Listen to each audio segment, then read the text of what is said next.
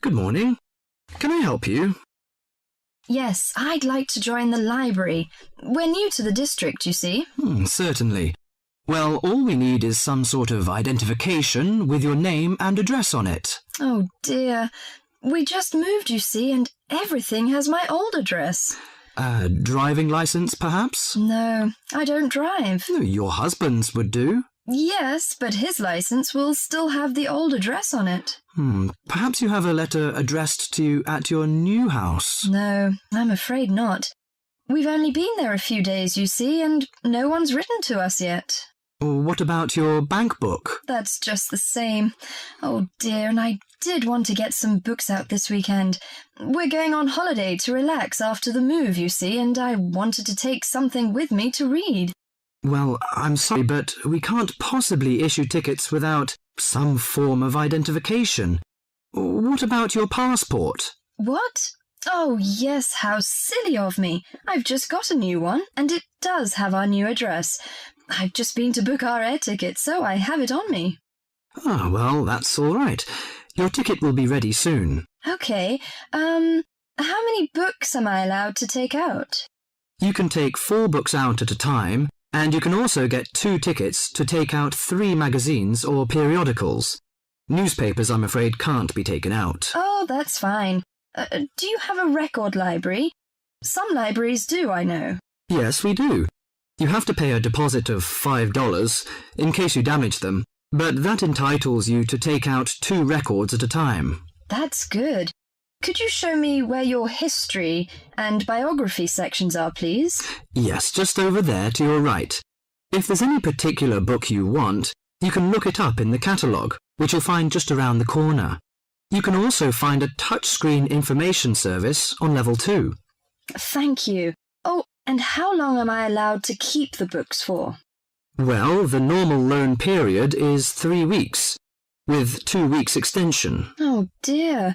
We're going away for 4 weeks. Can I renew them now? I'm afraid not. You must do that at the end of 3 weeks. I see. Thank you very much.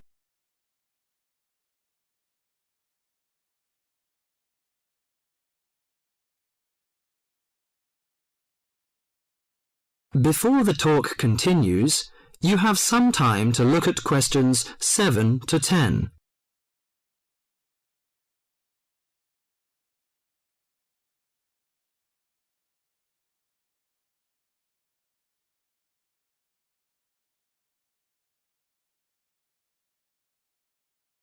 Now listen to the talk and answer the questions 7 to 10. Well, let's go into some details. Your name, please, madam? My name is Barbara. The surname is Cooper. It's spelt as Cooper. Fine. And what's your contact number? If we have new books coming, we can contact you in time. Good. You can call me on 723-6518, but it's better after 5 p.m. You know I have to work during the daytime. Do you need the office number? I don't think so. It's enough. Could you tell me the address? I lived in King Road, but of course you need my new address. It's 25 St. Mary Road, Hanwell. That's Hanwell. Is that right? Yes. Do you need the passport number? I just brought it with me. Here you are. Yes, thank you. The number of your passport is G5798-0942. OK, and your ticket is ready. The number is M930123. Thank you. Could I take a look around and check out some books? Of course, as you like.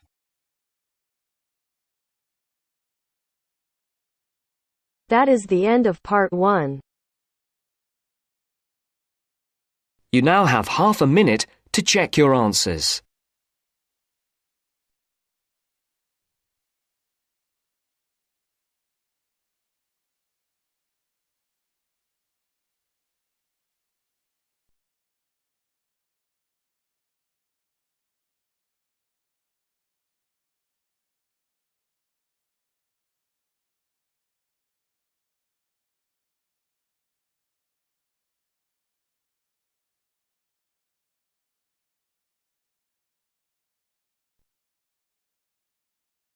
Now turns to part 2.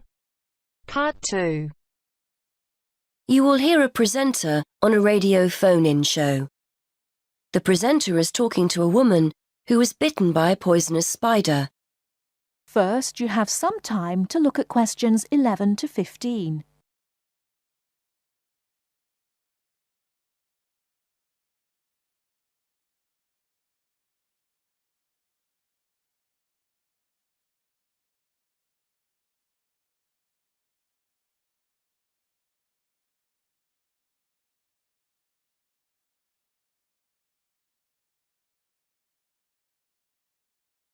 Now, listen carefully and answer questions 11 to 15. Today, we're continuing our Traveller's Tales. On the line we have Amanda Toddington, who had quite a nasty experience in Australia last year. Isn't that right, Amanda? Yes. My husband and I were on holiday and we were staying at a friend's house on the coast near Brisbane. It was towards the end of the holiday and I was about to go into the garden and enjoy my breakfast. I walked out into the kitchen, slid my left foot into my shoe and felt a tiny sting. It was pretty painless, but I shook the shoe off my foot and saw this tiny spider running out as the shoe hit the wall. Anyway, not being an expert, I presumed the worst, that I'd been bitten by something that was going to kill me, and I completely lost control. I don't think I've ever screamed so much in all my life. We'd been told beforehand to always check our shoes before putting them on, as it's a common way to get bitten. So I suppose it was my own fault, really. So what was it that had bitten you? Tony, that's our Australian friend, he immediately asked me if I knew what had bitten me, and I pointed to the corner of the room where I'd last seen the spider. He picked up a jar and found the creature in the corner where the shoe had hit the floor. "It's a redback," he said, and he gently placed the jar over the spider. The funny thing was, we'd been talking about some of the creatures we needed to be careful of a few days previously, and as he said the name redback, the conversation came flooding back to me. In particular, the fact that the bite can be extremely painful. I've found out since that the redback is from the same family as the black widow spider, and it's the female that does the damage, which it turned out was what I'd been bitten by.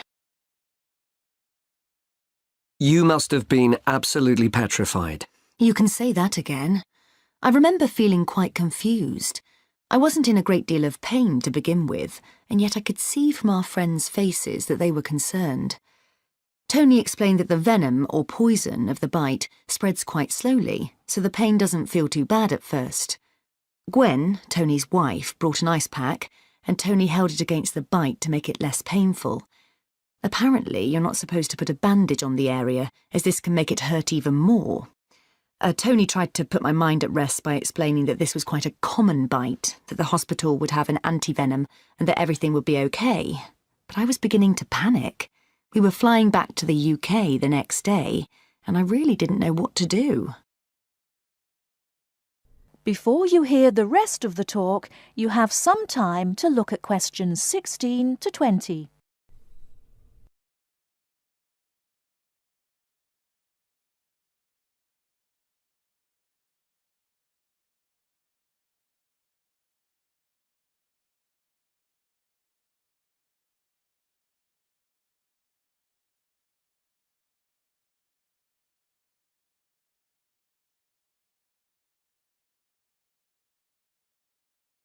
Now listen and answer questions 16 to 20.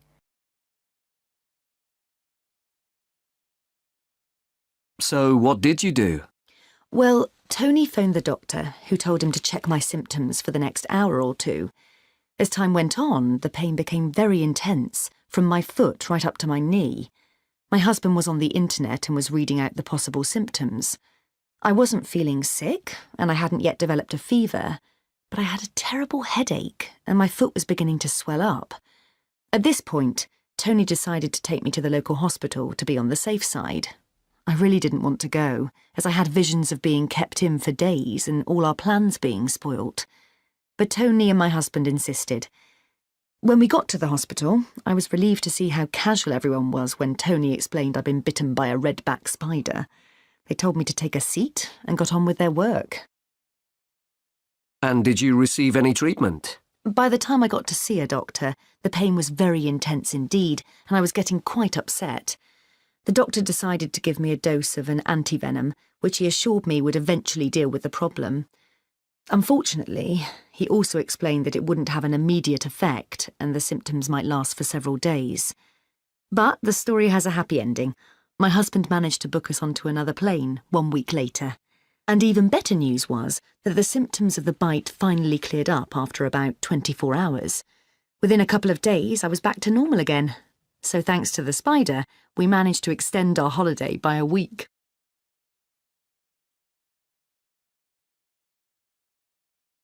That is the end of part 2. You now have half a minute to check your answers.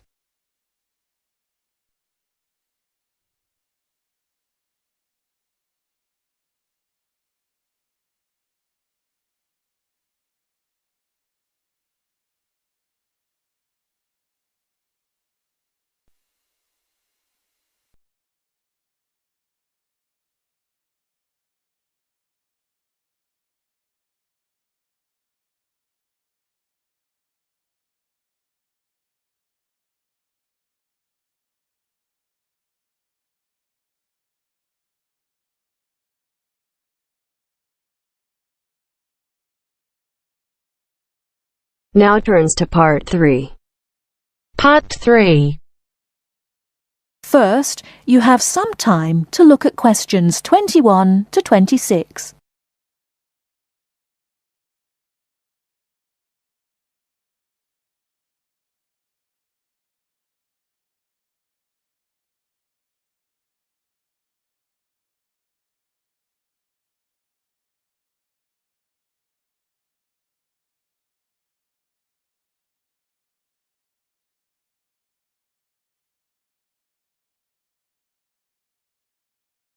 Now listen carefully and answer questions 21 to 26. So, what was it like in your school then, Lynn? Well, South African schools are very different from schools in Australia. For a start, children don't start their schooling until they are 7, quite a bit later than schools in Australia. What about New Zealand, Gail? We're more like Australia. I can't believe children don't go to school until they are 7. When do the parents get any free time? Well, there's still the availability of kindergartens or play schools. It's just that formal education doesn't start until later. I don't think it's such a good idea for children to have to be too academic at such a young age. They should be able to just enjoy themselves. Well, yeah, but the first school children go to isn't really very academic. It's just an opportunity for children to learn a few basic social skills by playing and learning with other children. Yes, I'd agree with that. I guess being so close, Australian and New Zealand schools must be similar then. Well, I suppose they do share a lot of similarities, but there are also some differences. For example, children in New Zealand go through intermediate school, but in Australia there's only high school. That's right, isn't it, Pat? Yeah, I think so. What about South Africa, Lynn? Do you have an intermediate or high school? Oh, high school. And now the difference between Australian and New Zealand education is that although both countries have state schools and private schools, our private schools are very often run by religious groups, whereas New Zealand schools are secular. That's not true. There are quite a few religious schools in New Zealand. Oh, OK, maybe we are similar. Only a few South African schools have any religious connection, so I guess we're different. Most people go to state schools. Pat, is it true that some people from your country don't have to go to school at all? Well, that's partly true. Because of the geography of Australia, there are a lot of children who do not have access to schools, at least on a regular basis.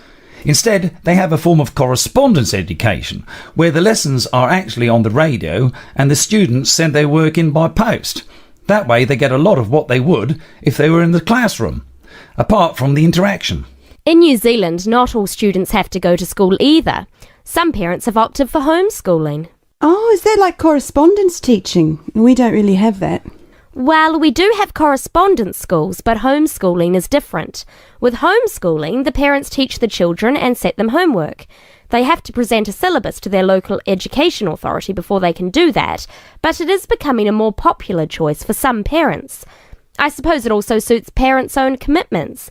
I mean, they don't have to worry about collecting their children from school, and they can always teach over the weekend or in the evening if they want to. Is the school day normally quite long then? Not in New Zealand, but I think it can be in Australia. Yeah, that's right. I think Australia is unusual in that there are extracurricular activities which you have to go to.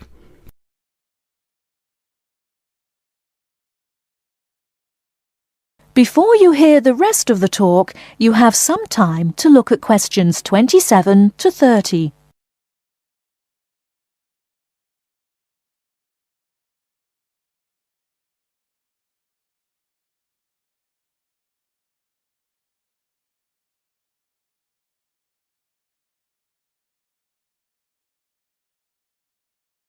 Now listen and answer questions 27 to 30. These are normally sport activities, but there are a few other options. We have activities after school for any student that is interested, but they aren't compulsory. What about in New Zealand, Gail? I had to do some sport every week. I didn't really like it, but it was part of the school day, so I guess that's not so bad. Anyway, I spent 2 years at boarding school, so things were a little different. Boarding school? What was that like? Well, the thing I remember most about it was the strict dress code. There were restrictions on everything. You had to wear a school uniform almost all of the time, and it had to be cleaned and ironed. The length of your skirt had to be no less than 1 inch above your knees when kneeling down. Sometimes we used to go out on school trips or just at weekends with a few friends, but whenever we were outside the school we had to wear a hat. There was one teacher who always used to give me extra homework because my socks weren't pulled up, and that was in the school late in the evening. I suppose it wasn't that bad, but at the time it felt like a prison. I kept getting into trouble for something. Most of the time I forgot something, normally my school badge. We had to wear that all the time, in the school and out, because it had our house colours on it. Wow, that doesn't sound like much fun. No, but it was a good education, I suppose.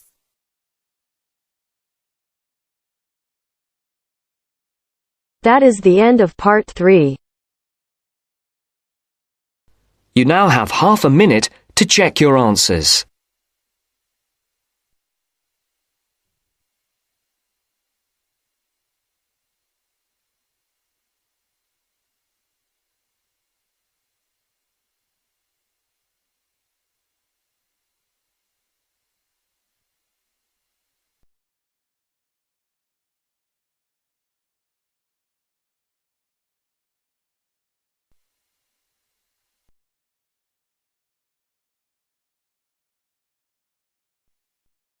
Now turns to part 4. Part 4. In this section, you'll hear a lecture on coral reef. First, you have some time to read questions 31 to 40.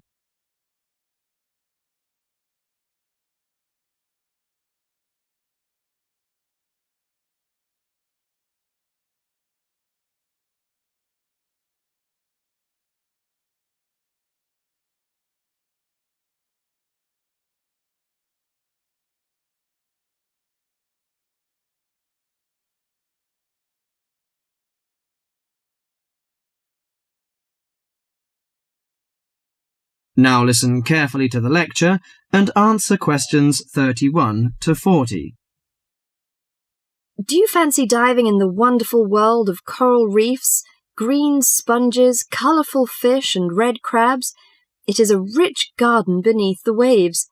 But how much do you know about the corals? Are they animals or plants?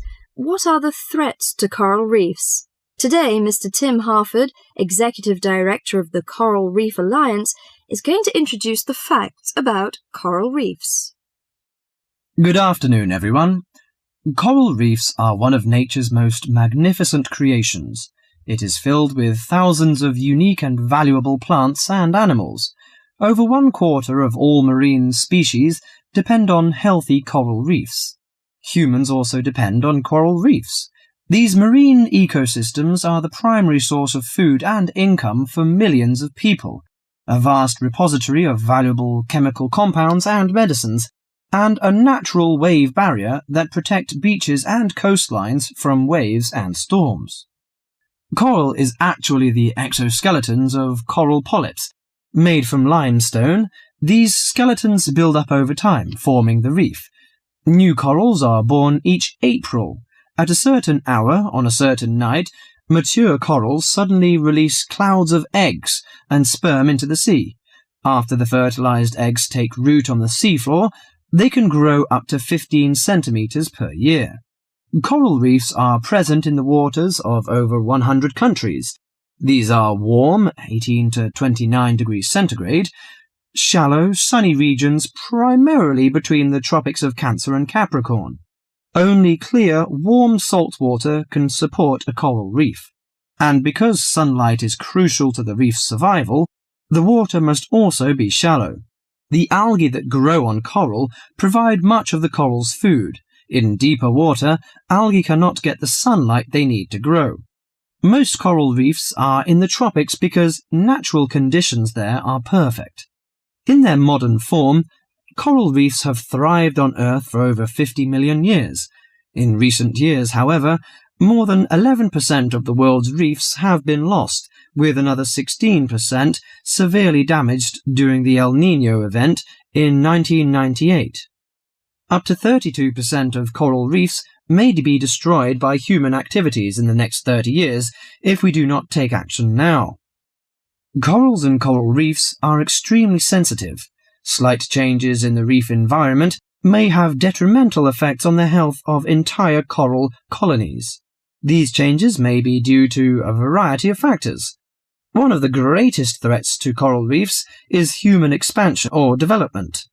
As human population increases, so does the harvest of resources from the sea. Due to overfishing, reef fish populations have been greatly decreased in some areas of the world.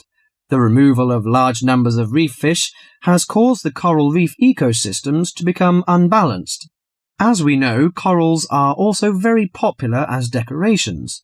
A large amount of the most healthy corals are selected by commercial collectors. They sell the corals to souvenir shops, where a large number of tourists wait to purchase them as decorations or souvenirs. Coral reefs also receive much damage from both commercial and private vessels. The leakage of fuels into the water and the occurrence of spills by large tankers are extremely damaging to local corals. Although much of the coral reef's degradation is directly blamed on human impact, there are several natural disturbances which cause significant damage to coral reefs. The most recognized of these events are hurricanes or typhoons, which bring powerful waves to the tropics. These storm waves cause large corals to break apart and scatter fragments about the reefs. Home to a diverse community of creatures, coral reefs are underwater treasure chests of colour and activity. Predators and prey swim and crawl among the coral in nature's never-ending dance of life and death. This lively, fascinating world beneath the waves is just waiting to be explored. That is the end of part 4.